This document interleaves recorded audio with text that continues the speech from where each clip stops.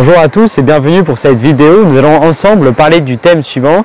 Face aux défis du monde actuel, peut-on encore envisager de devenir prêtre?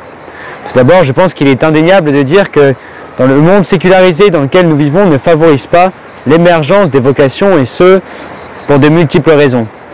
Et vous voyez, l'image véhiculée du sacerdoce dans la société n'est pas celle d'un saint curé d'Ars par exemple, ou d'un saint Jean Bosco, laissant transparaître quelque chose de l'amour immense de Dieu pour nous, consolant, pardonnant, aimant, et vous voyez, laissant déborder de son cœur l'amour de Dieu. Non, c'est plutôt un plus pâle visage du sacerdoce qui nous est véhiculé dans la société, et cela par exemple ne favorise pas l'émergence des vocations. Aujourd'hui, nous allons voir justement comment, face à cette société qui ne pousse pas à donner sa vie gratuitement pour Dieu, le Seigneur nous invite, nous tend la main pour nous montrer que ce chemin auquel il nous appelle est véritablement un chemin de bonheur. Les mentalités aussi qui peuvent changer. Le Christ, lui, reste immuable. Le Christ appelle des hommes à les suivre. Et vous voyez, une ordination sacerdotale est une duplication du Sacré-Cœur de Jésus.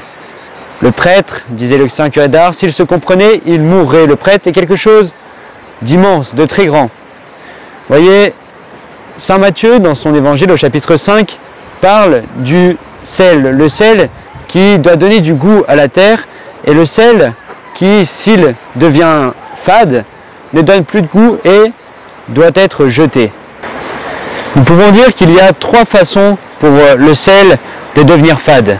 La première, vous voyez, serait celle du sel qui, au lieu de donner du goût à un plat, prendrait le même goût que ce plat.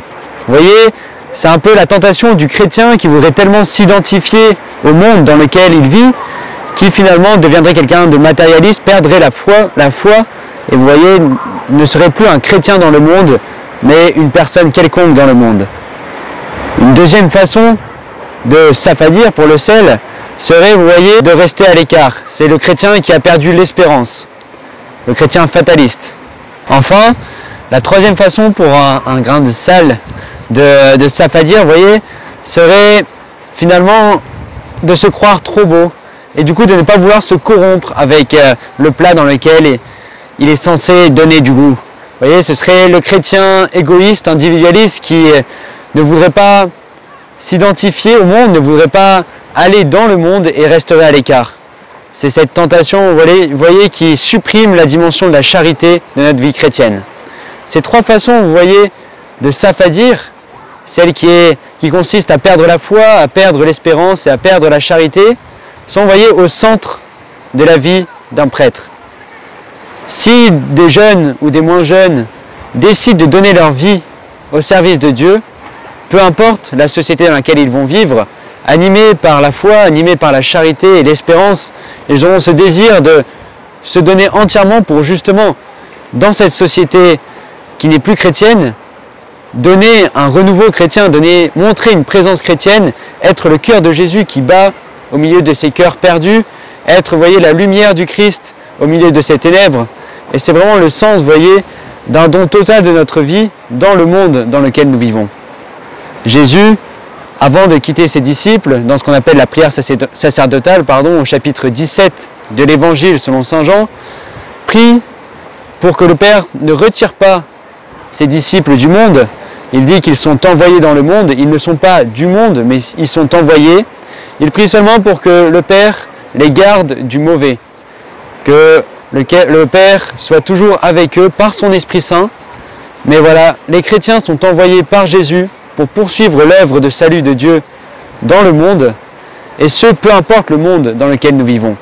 Nous voyons bien qu'à travers les 2000 ans d'histoire qui nous ont précédés, de nombreux martyrs ont su témoigner, vous voyez, de cette contradiction entre le message de l'Évangile et la mentalité du monde qui n'était pas capable, comme à l'époque de Jésus, de recevoir ce message d'espérance, ce message de charité. Mais nous aussi, aujourd'hui, nous sommes appelés à être ces martyrs au milieu de ce monde qui n'accepte plus Dieu. Alors voilà, vraiment, je vous encourage à cette veille d'ordination sacerdotale dans le diocèse de Fréjus-Toulon, où nous avons la joie d'accueillir 3 nouveaux prêtres, 7 nouveaux diacres pour notre église du Var. Voilà, priez pour les vocations sacerdotales, priez pour que le Seigneur continue d'appeler des ouvriers pour sa moisson, prier pour que des jeunes ou des moins jeunes se laissent encore toucher par l'amour de Dieu, touchés par ce désir de servir ses frères, ses sœurs, dans le monde dans lequel nous vivons.